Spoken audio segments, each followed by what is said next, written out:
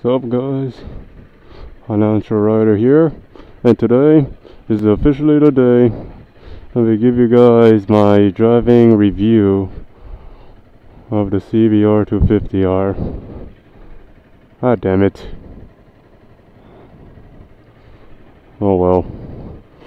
So with that said, let me give you guys my perspective of my ownership of about 6,800 miles. This is probably for this review, and I'll tell you if this is a beginner's bike for you.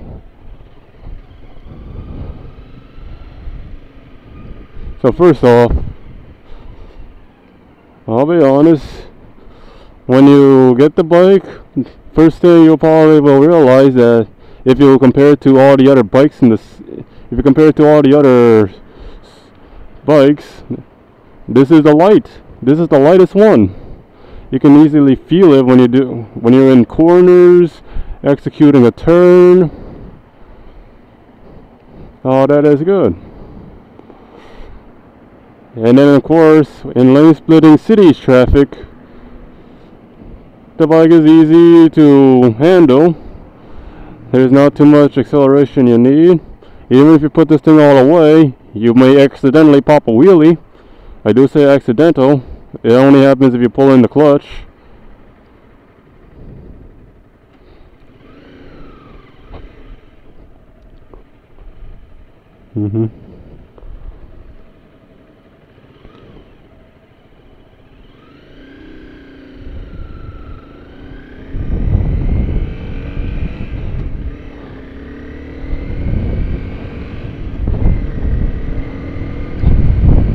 Ow!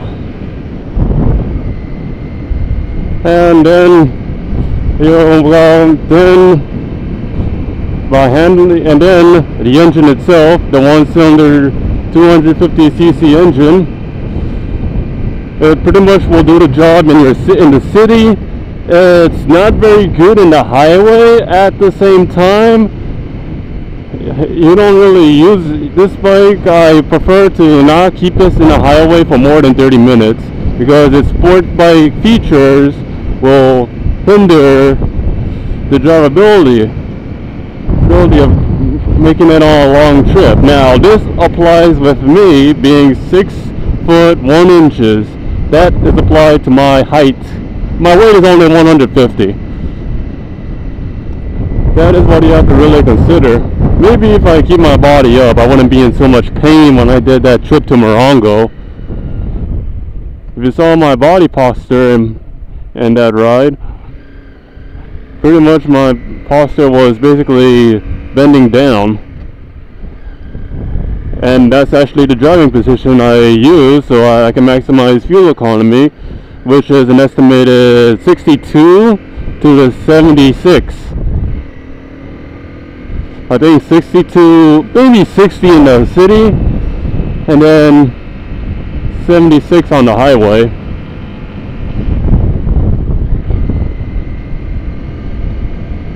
Of using 10% ethanol unleaded gas.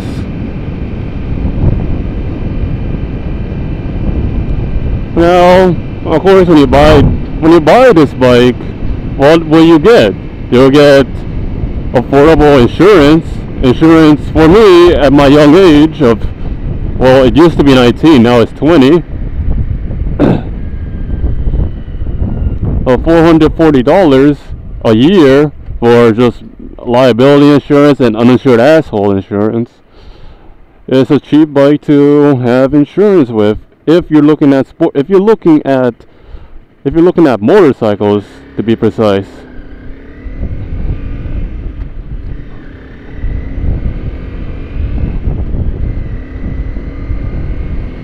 And then you have cheap repairs. The bike is easy to repair. Of course, you gotta do the chain maintenance. I went to my local mechanic so I can get my chain to be tightened, because of course the chain stretches and all that stuff. It only cost $5, so hey, that was pretty cheap. brakes are cheap, air filter is cheap, oil varies, but oil is only 2 quarts, so it's probably $20 for every 8,000 mile oil change, or was it 12,000 miles? Probably 12,000 miles for an oil change. So that there is already cheap. And then service, now service does vary between dealer to a third party. It does vary depending on what it is. It is cheap because really the clutch system, clutch cable, chain, tires. Well, actually, I think there's a limit on the tires because these these tires that come with the bike, it's not very good. It doesn't have flexibility than the other super sport bikes or anything higher than the 300 Ninja and whatnot.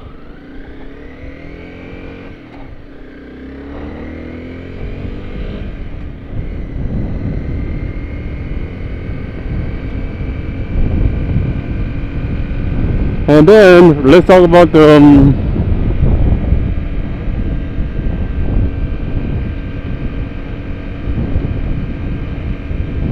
actually, I don't even know what else to talk about, but my question is to you. Is this a good beginner's bike? Yes, it is.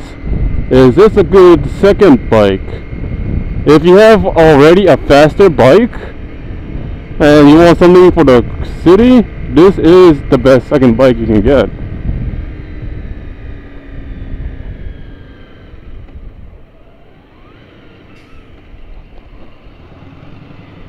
Alright. No one sees me. No one sees me.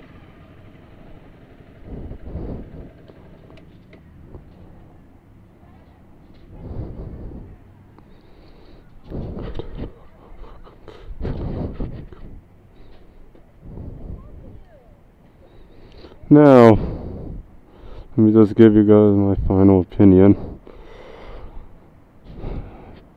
For me.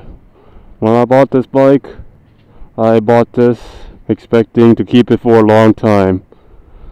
After getting my scooter, I realized my scooter is my good city commuter because I have the top box and automatic transmission. So where does this bike will be fitting in?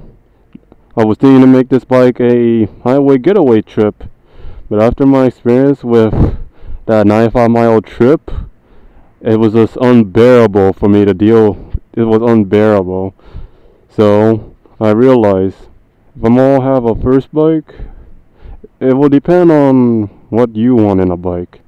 This bike, great in the city. Probably if you put a top box, it will probably also be your city commuter as well.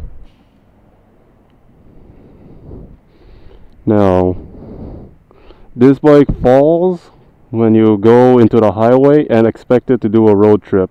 For my height in particular, it's not good unless you probably need a taller windscreen and a top box and side bags. This is where I have to say I may have to trade this in. I'm going to trade it in for something comfortable, and that is my review. It's not a good review, but it's basically my owner's review of my opinion on this bike. Great beginner's bike.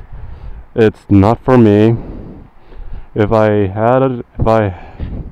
knew about the other 500cc bikes, I probably would have gone. Actually, I would have still gone with this one because it was cheaper. And that is it. I'll talk to you guys in a little bit. Maybe I'll keep it. Maybe I'll trade it in. I'm here at the Honda dealer to find out right now. So until then, guys, take care, and let's see if you're gonna still be here, Ray. Ray is the name of my CBR250R. In the meantime, see ya.